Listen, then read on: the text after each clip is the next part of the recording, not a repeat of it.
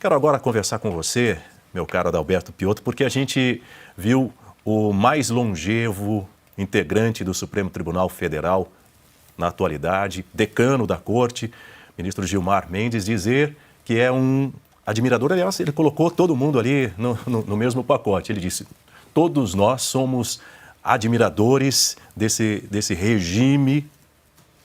Aí eu quero entender o seguinte, porque no final do ano passado ele disse também que o Supremo havia salvo a democracia. Quer dizer, os ditos salvadores da democracia, eles são admiradores de um regime ditatorial. É isso que a gente ouviu? A gente fica até meio perdido para poder pensar. Não estamos perdidos, não. Você está sendo generoso. Ele disse isso claramente e o Supremo vai contra a Constituição, como já deixou de forma muito clara a Ana Paula. Ele afronta diretamente uma cláusula pétrea, é o artigo 5º, e afronta também o artigo 220. A frase do Flávio Dino é dessas coisas também que provocam sensações terríveis numa sociedade livre. Liberdade regulada é coisa de comunista. Ele é o primeiro ministro comunista no Supremo, segundo o presidente Lula, que o indicou. E depois a gente viu o Senado aprovar aquela coisa completamente sem sentido que eles fazem lá, que eles chamam de sabatina, né? Passa, fácil, é quase uma bobagem. O Alcolumbre era o presidente da Comissão de Constituição e Justiça e durante aquela pré-sabatina, antes da votação, na sabatina, perdão, e depois na votação do Senado, para se ter uma ideia, ele colocou o Dino e o Gonê juntos. Nunca isso tinha acontecido. Por partes e rapidamente, o Hugo Mota precisa fazer outro discurso agora na Câmara, defendendo a prerrogativa da Câmara, a parte que lhe cabe no Congresso Nacional, de sim, ela quem legisla sobre esse assunto. O Supremo pode dar a opinião que ele quiser, mas isso não é assunto do Supremo, isso é assunto do Congresso Nacional. E a Câmara pode, neste caso, talvez vai ter de reafirmar. Difícil é imaginar o Hugo Mota fazendo isso, mas já que ele tomou gosto por dizer vamos recuperar as prerrogativas do Congresso, ou da Câmara especialmente, que o faça agora. Também seria o caso de esperar o Alcolumbre fazer isso, em nome do Congresso Nacional.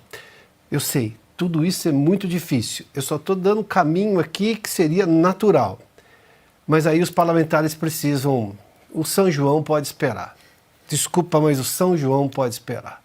Não dá. Eu não posso permitir a Corte Suprema, neste caso no Brasil, indo contra um dispositivo constitucional, uma aprovação do Congresso Nacional, que foi o Marco Civil da Internet, está muito claro ali. Aí vem o Flávio Dino e diz assim, não tem responsabilização. Como não tem? Claro que tem responsabilização. Se você publicar algo que, obviamente, você não pode publicar segundo a lei brasileira, porque você está, por exemplo, indo contra crianças e tudo mais, essas coisas todas, ou produzindo violência, não discurso político, hein? Discurso político não é violento, não. Nós estamos falando aqui, né? De promover violência, você responde por isso. Por exemplo, defender o comunismo deveria ser crime, tal como defender o nazismo, que também, convenhamos, são regimes de exceção, pegando pela lógica brasileira e do mundo inteiro que pune o nazismo. A questão é essa, ou de quase o mundo inteiro. A questão nós temos liberdade, a liberdade para discutir é uma coisa, e obviamente se você for adiante e aquilo levar o mal a alguém efetivamente comprovado na lei, você responde por aquilo. Crime, por exemplo, de contra a honra, está previsto no Código Penal. A Constituição já adverte. Olha, tem lei especificamente sobre isso. Como assim não tem punição? Não é assim. E liberdade regulada não dá. Não existe liberdade regulada. Existe punição, se acaso, obviamente, você passar do limite. O Marco Civil da Internet diz o seguinte, olha, a decisão judicial pode vir e mandar tirar sua publicação. E claro, dependendo do teor, você pode responder por ela. Claro, com o devido processo legal, não num inquérito sigiloso e sabe-se lá de que jeito conduzido dentro de uma corte do país. Pois é, Carlo Cauti, as redes são responsabilizadas por meio do Marco Civil da Internet, mas a Suprema Corte Brasileira não é responsabilizada e também nem regulada por nada nem ninguém. Pois é, a parte boa de ter uma TV Justiça é que a gente pode ver pela primeira vez na história, a censura sendo aplicada, sendo decidida. Geralmente, a censura no passado era aplicada, era decidida em quartos do poder, né, de palácios, onde ninguém tinha acesso. Hoje estamos vendo a censura sendo decretada e televisionada pelo Supremo Tribunal Federal. Lembrando que o Supremo Tribunal Federal, os mesmos ministros já tomaram checadas em várias ocasiões nas redes sociais por informações erradas ou abertamente falsas, totalmente falsas, que eles mesmos declararam. Agora, é um absurdo a gente ouvir um ministro do Supremo Tribunal Federal falar de liberdade regulada. Regulada por quem? Regulada em nome do quê? Na base de qual ideologia? Ou a liberdade de expressão é total, e quando ela não infringe, como o Piotr estava falando, né, a honra de uma pessoa, mas aí já temos leis para isso. Então, ou a liberdade de expressão é total, ou ela não existe, porque os reguladores terão sempre, até a tentativa, terão sempre a tentação de tentar limitar essa liberdade de expressão para fazer os seus interesses, exatamente como aconteceu durante as eleições de 2022. Porque censurar um filme da Brasil Paralelo sem sequer assistir aquela película antes mesmo da sua publicação é liberdade regulada ou é censura? Prévia, que é proibida, por sinal. Desmonetizar canais de direita, como a própria Oeste, ou a Jovem Pan, ou outros, é liberdade regulada ou é censura? Ou também censurar a revista Cruzoé, quando publicou uma reportagem sobre o amigo do meu pai, é liberdade regulada? Ou é censura feita por um STF cujo membro era, o objetivo era tratado naquela reportagem por um caso de uso impróprio de dinheiro público? Ou censurar jornalistas como o nosso Rodrigo Constantino ou o nosso Guilherme Fiuza, sem sequer informá-los do porquê eles estão sendo censurados, porque eles não têm nem acesso aos autos. É liberdade regulada, ministro Dino, ou é censura? A gente podia continuar aqui por horas. Censurar um ex-ministro do Supremo Tribunal Federal como Marco Aurélio Mello é liberdade regulada ou é censura? Censurar a Gazeta do Povo também, né, que associava Lula a ditadores como o da Nicarágua ou da Venezuela durante o período eleitoral, é liberdade regulada ou é censura? São todos casos de abusos do Supremo Tribunal Federal que está completando esse círculo, né, de cerceamento da liberdade no Brasil, decretando que as redes sociais não vão poder mais operar nesse país. Porque, no final das contas, a conclusão dessa situação é essa. As redes sociais, se for abrogado o artigo 19 do Marco Civil da Internet, serão impossibilitadas de operar no Brasil. Isso há um ano do início da campanha eleitoral mais importante desse país, que será aquela para as eleições de 2026. E o Supremo está censurando o país na cara dura. Deixa eu só repetir essa frase para você que está nos assistindo. Afinal de contas, já são quase 90 mil telas conectadas aqui em Oeste Sem Filtro. Você que está chegando agora, seja muito bem-vindo. A gente está discutindo o julgamento que acontece no Supremo Tribunal Federal sobre o artigo 19 do Marco Civil da Internet, que prevê a regulamentação, a regulação das redes sociais. Vou só repetir uma frase, se você está chegando agora. Disse o ministro Flávio Dino que, abre aspas, liberdade regulada é a única liberdade. Fecha aspas. Essa frase dita pelo primeiro-ministro comunista do STF deixaria até o Stalin emocionado, né, Silvio?